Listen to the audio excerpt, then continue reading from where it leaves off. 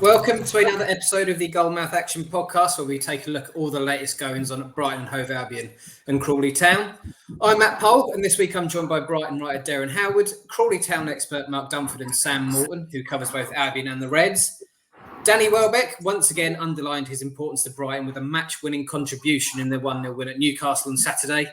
We'll pick over the bones of the Seagulls' hard-fought win at St James's Park, plus we'll bring you all the latest from Crawley Town, who picked it a much-needed win this week. You can read all the stories we are talking about with videos and pictures online at sussexworld.co.uk/sport. And you can check out other great videos on shotstv.com and Freeview Channel 262. You may also be watching on latest TV, so thank you very much for tuning in. But as we said, Danny Welbeck's fifth goal in his 8 top-flight appearances this season secured the 3 points for Albion at Newcastle. But boss Fabian Hazela admitted it wasn't necessarily a deserved win for Brighton, Derren. How did you see things, and do you agree with him? Yeah, I have to agree with Hazela's comments after that. Brighton certainly rode their luck.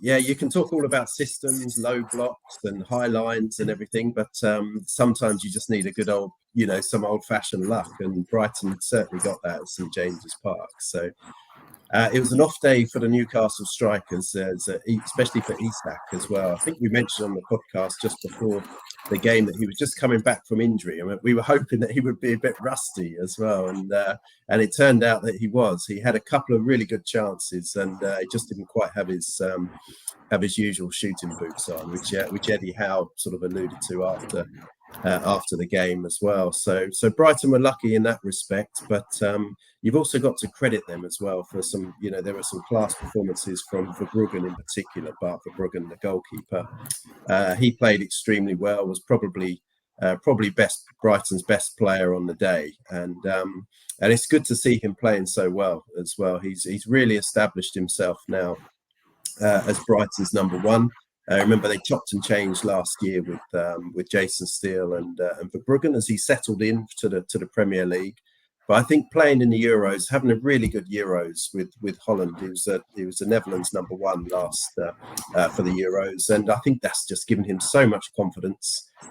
He's really came into this, missed the first couple of games of the season, but since he's come into the team, I think he's looked really solid, and as you'd expect, very good on the ball as well. But some of the saves he produced at Newcastle were top class, and Brighton are going to need that when especially when their defence is a bit shaky. They've still got a couple of injury concerns at the back, and it was literally they just had to do everything they could to keep a clean sheet, and fair play to them, they did that. Moment of class from Danny Welbeck as well. Nice little link up with Jorginho Rutter for the goal. And he posted on Twitter to say he sustained that injury in the second half.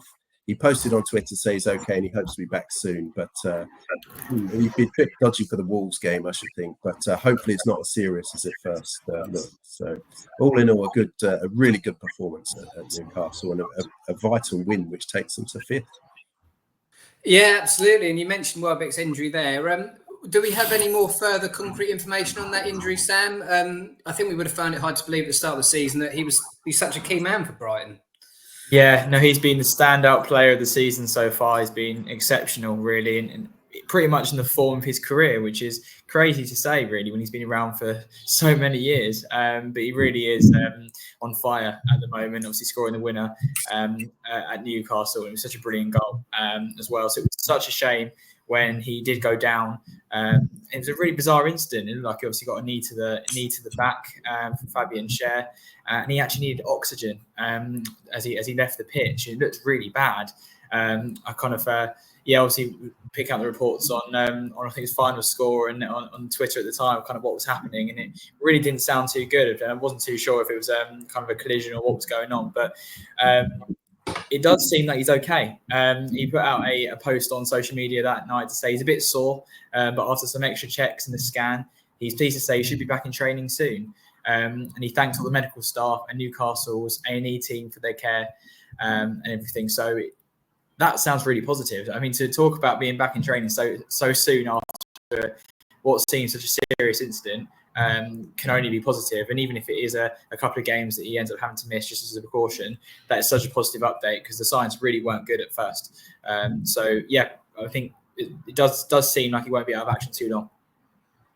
Good news, and hopefully we see him back on the pitch soon. Hazela at Newcastle switched from his usual 4-2-3-1 to a 4-4-2 at St James's Park, and it worked a treat as Brighton defended resolutely, and looked much more compact. Derren, does this show that Hazela has learned and adapted since the debacle at Chelsea? Yeah, I think it did, and I think he needed to as well. They needed to adapt slightly. They clearly weren't comfortable with certain aspects of those tactics at Chelsea, especially when you look at the pace of some of the Brighton defenders that they have. It just didn't look right. And what was interesting as well is that after that Chelsea game, Hazela said that he will be speaking to some of the senior players and see how they progress from there and what's the best way to go in some matches. I don't think it's the end of it. I don't think it'd be the end of this high line, but I think it just shows that he has the he's prepared to adapt, and he's not so rigid to certain tactics, and that he will tweak it to certain teams as to who they're playing against, what they expect from the day. They knew at Newcastle they were going to be under pressure. They start fast at St James's Park. It's a really good atmosphere up there, and if you're too loose, you could be 2-3 down, within minutes. So they really had to be resolute as much as possible, and I think it was an encouraging sign that he wasn't too stubborn, that he stuck to his guns no matter what. He was prepared to be flexible and prepared to work with a team that were without Van Heck as well. So they didn't have Purvis Estupiñán, they didn't have Van Heck in the defence as well. So he was working with what he had, and they produced those tactics to try and negate Newcastle as best they could. And they also played Yassin Ayari, who was back in the midfield as well with Hinchelwood and Belieber. So that gave them a little bit of extra energy and protection as well in front of that back line. So yeah, it's all quite a big dose of luck to go with it as well. So you have to factor that into it no matter what, I think, for that game. Absolutely. Well, the win at Newcastle moved Brighton up to 5th in the Premier League. Just 6 points adrift of league leaders Liverpool. Sam, it might be a little bit too fanciful to imagine an Albion title tilt, but I suppose we can't really rule out a European charge this season, can we? No, absolutely not. I think it really should be the main objective for Brighton when you consider the amount of money spent and the amount of the squad depth that they now have. I think Europe has to be the objective. Obviously, they've been there already and they want to be back. And it's simple as that, really, because obviously they would have been disappointed with the way the season finished last year, which was mainly to do with the fact that they were just playing the same players all season and had so many injuries and not a lot of players to cover those that are out. But it's a completely different story this year, especially in those attacking areas. It even feels like with João Pedro out, such a key player, but obviously he will be missed and he is being missed, but it feels like they've got so many options that they can still score goals to win games, as we saw against Spurs coming back from 2-0 down.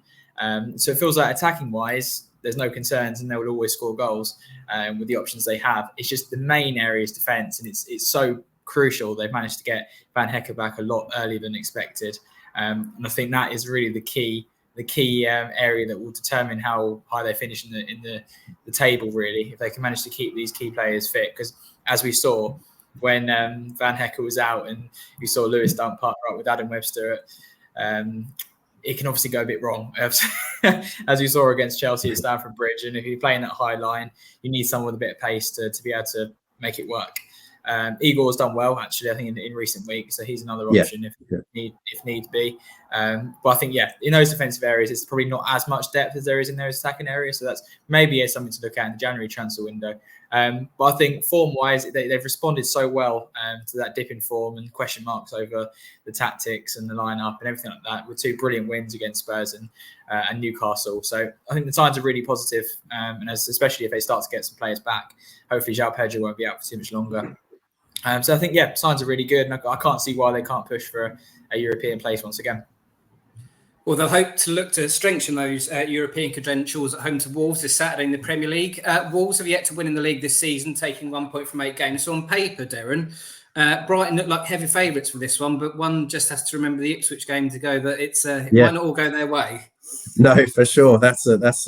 Yeah, you're absolutely right. And the Nottingham Forest game as well, where they were on top for large spells, especially at home at the Amex when the pressure is on them to get those points. But yeah, I think if they can get a victory against Wolves, that really will strengthen their chances of European football again. It's a long way to go, but I agree with Sam. I think they have to look towards Europe. They haven't spent 200 million just to sit in the lower reaches of the Premier League. I was at the they did a exhibition of the Brighton in Europe at the museum, and Tony Bloom was there giving a talk on that, and his aim is to get back into Europe pretty much this season. You could tell by the way he was speaking. They really enjoyed the European trips last year, and that is the target this year, to get back into Europe. And I think against Wolves, that can be quite tricky. They haven't won. I think they've only drawn once this season against Nottingham Forest to get their only point that they've got from their first 8 matches. But they've given Liverpool a good game. They lost narrowly to Liverpool, lost narrowly to Newcastle, and they were well in it against Manchester City as well last week. So they've got a few injuries as well, Wolves, but I still think that they can cause problems, and it's not going to be an easy game. It should be. Brighton should have enough to get the job done against them, but I think it could be another one of those games where it could be a little bit edgy at the Amex, because all the fans go there expecting a win, and sometimes it's not as easy as that. It doesn't always work out that way. Gary O'Neill knows what he's doing. He just hasn't had someone to rub of the green, hasn't had much luck. Said that there's some unconscious bias towards the top 6 teams in his latest interview, which maybe he has a point, I don't know, but I think he'll get them fired up, tactically correct, and it will be a tough game for Brighton this Saturday at the Amex. Couldn't agree with you more, Derren. Well, thank you for that. We're going to take a quick break, and when we come back, we're going to talk things all Crawley Town. Welcome back to part 2, and we're going to take a look at this week at Crawley Town. Starting on Saturday, where they suffered a 4-1 defeat at Reading, leaving them mired in the relegation zone at the time. But the scoreline doesn't tell the full story, does it, Mark? You were at Reading last weekend. What was your view of things? Yeah, it was another crazy game where Crawley absolutely dominated. Well, they dominated all the stats at the end of the game. In possession, 64%. They had 19 attempts on goal to Reading's 13, 9 shots on goal to Reading's 6, 13 corners to Reading's 2. So it sort of shows the dominance they had. But they just weren't ruthless. They just could not score. Well, they did score, obviously. And that was a deflected shot from Harry Forster.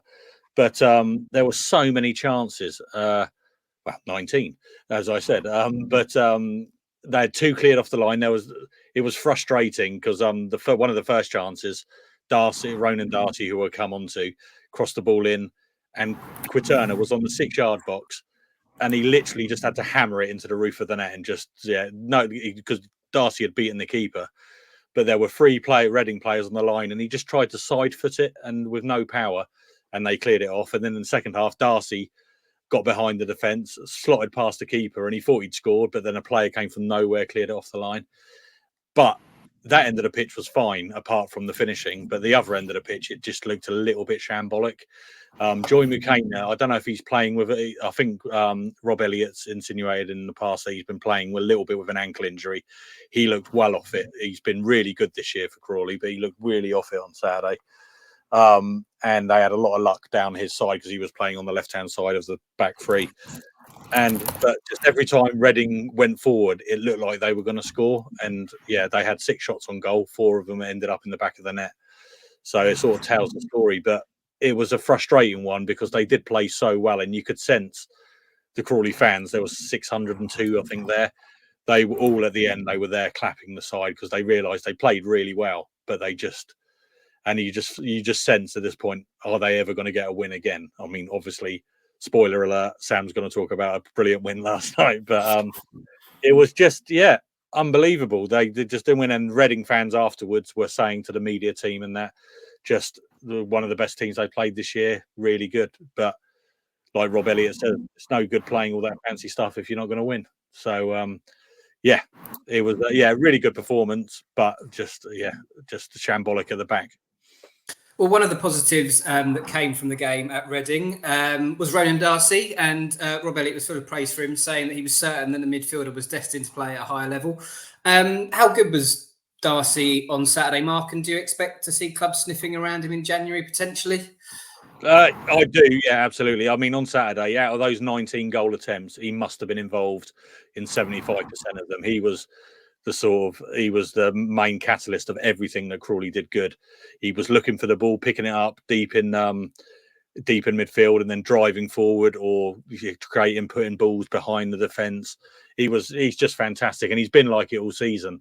And for the thing you can see with him, if you watch him closely, he gets very frustrated because it's just not coming off. He's doing everything he can, but somebody's missing a sitter, somebody else is shooting off target, and then he's just getting a little bit frustrated.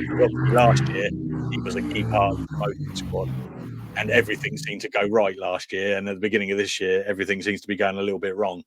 So you can see the frustration in him, but he is a real leader. He was captain on Saturday as well. First time he'd captained the side this season anyway. And he really did lead by example. And he's only 23. That's what I forget. He feels like someone who's been around for ages and is a real experienced man. And he is an experienced member of the team, but he is only 23. He's still got the best years ahead of him. So, yeah, going back to your question about will someone want to pick him up, I think you can put MK Dons on that list straight away because Scott Lindsay is a huge fan. He loves Ronan Darcy. He calls him the Duracell bunny because he never stops running. But, Crawley will do very well to keep hold of him. But if they start picking up wins like they did last night, Darcy scored, and it starts clicking a bit more and he realises how much of an integral part he is, I think he will it'll be good for the club and him to stay, I think. Absolutely. Well, you mentioned it there, Mark. Darcy was on the score sheet as Crawley ran out 3-0 winners home to Lincoln on Tuesday evening, claiming 3 points in the league for the first time since August. Will Swan and Russian Hepburn Murphy also netted as Rob Elliott recorded his first win as Crawley manager. You were at the game, Sam. Sum that up for us, please. It sounded like it was a markedly different performance from what Mark was saying. Yeah, it was brilliant, actually, Matt, to be honest. The first half was quite cagey, but going into the game, kind of we were having talking to other journalists there and whatnot, and you kind of all had the same kind of feeling that you just had no confidence that Crawley were going to get a result. But at the end of that, I was thinking, but that's football, and they'll probably go and win now. Everyone thinks they're not going to get a result, and then they'll come out winners. And that's exactly what happened, because the first half, as I say, was quite cagey, where Crawley had quite a lot of the ball and they were doing some decent stuff. And Lincoln were a threat as well with some really dangerous crosses. But Jojo Wallacott was exceptional. He kind of claimed every cross. He was so commanding. Charlie Barker was a standout defender. He was brilliant. And going forward, Jeremy Kelly was lively. I think Armando was a bit quiet, and he did unfortunately go off with an injury in the second half. So hopefully that's not too serious. But I felt like Crawley were well in the game, and they could very easily have taken the lead in that first half.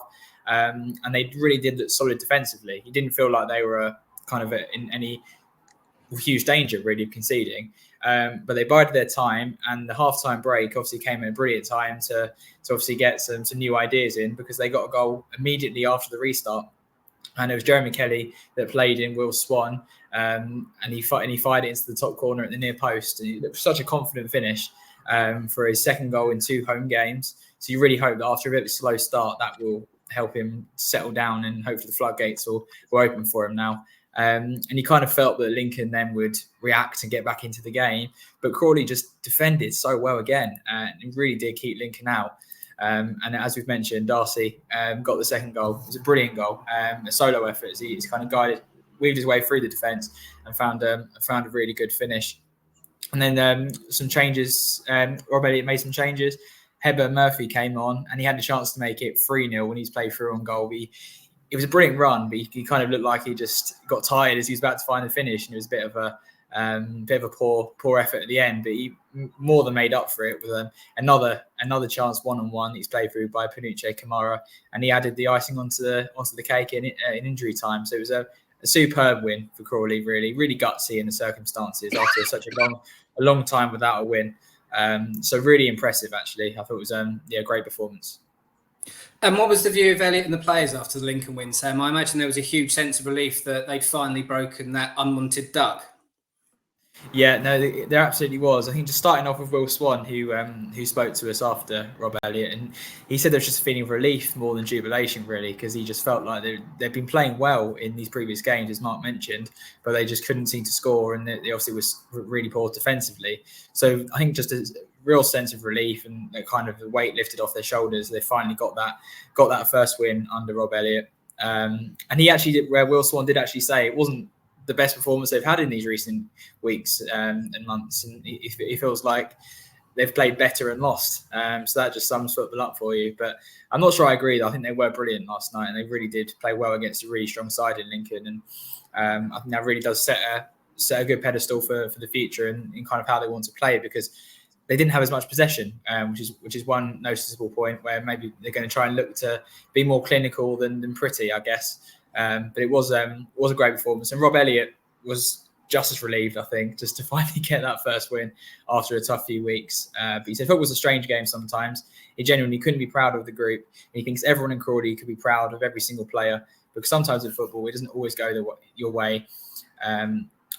But if you show the fight and determination, that's the main thing, really. And he just feels like it's had to be a bit more of themselves and to kind of get that pressure off and try and find some consistency, because he said there's no point getting one win if you don't back it up again at the weekend at Northampton. So I think, it's a really good win for Crawley. And just as Rob Elliott said, it can't be a one-off. And I don't think it will be. I think we saw signs against Lincoln. They can take that as a blueprint for future games. Well, you mentioned Northampton there, Sam. As you said, this Saturday sees the Reds travel to Northampton, who sit 2 points and 2 places above Crawley 19th. How do you see this one go, Mark? Is it, again, another one to potentially call a relegation 6-pointer? We're still very early on in the season, but it's quite a big game. Yeah, every time I look at the League One table, the team they're playing are all down there as well. And you think someone like Northampton, quite a big side, and that it's going to be, they're on 19th, 2 places above. They've got a game in hand over Crawley. But, Crawley, you've got to go there and just go and take advantage of this mini wave that they've just started. So I think they can definitely get something from there. But they've got a good record there against Northampton as well. I mean, it's an equal record. They've both each won 5 of the 13 matches with 3 draws. But Crawley beat them 4-2 in their famous FA Cup run in 1991 before they lost 5-0 to Brighton. But so maybe they can take a bit of spirit of 91 with them to add to the Cobblers. So, I think Crawley are capable of being anyone, as they shown last night, of anyone in this league, if it all clicks for them at the right time. And hopefully now it has clicked, and this will just give them the confidence to go forward and win. Absolutely. And as customary for each episode, we'll take a stroll down Steve Bone's score prediction corner, starting with Brighton against Wolves on Saturday. Derren, how do you see that one going? I think, as we said, I think it might be a tight one. Yeah, I'm going to go with a 2-1. I think for Brighton. I think it will be tight. But I'm hoping that Brighton should just have enough firepower to just get over the line. Mr. Morton, how do you see this one? 3-1 Brighton. Yeah, a good win to follow up on a good run of form. Mark, full house of Brighton wins? Yep, I'm going to go a little bit more one-upmanship. I'm going 3-0. They're not going to concede. I reckon I can see it finishing 1-1. I'm going to be the miserable one here because I'm only basing it, as Derren has mentioned, on the Forest and Ipswich games, and they struggle against teams like Wolves. That's my only concern. They'll end up winning about 16-0 now that I've said that. But hopefully they'll learn from those games. Yeah. All good for us though. And finally, Northampton v Crawley. Mark, Crawley win there. I reckon they'll be buoyed after Tuesday evening. I think so. I think Will Swan's going to score, and I think it's going to be 2-1 Crawley. Sam Morton. I was going to say the same. I'll be different though. 1-0 Crawley. Another clean sheet. And Derren, finally, last but not least. Again, we're going for a full house of Crawley wins. I'm not, no, because I said last week that they would get results at Reading and they got hammered. So I'm going to say that they're going to lose 1-0 this week. I like your thinking. Brilliant. Well, thank you very much, chaps. You can catch up with all the latest sports news covering everything we have talked about today at sussexworld.co.uk/sport, and you can watch more excellent videos on shotstv.com and Freeview channel 262. Thank you very much for listening and watching, and we will see you all next week.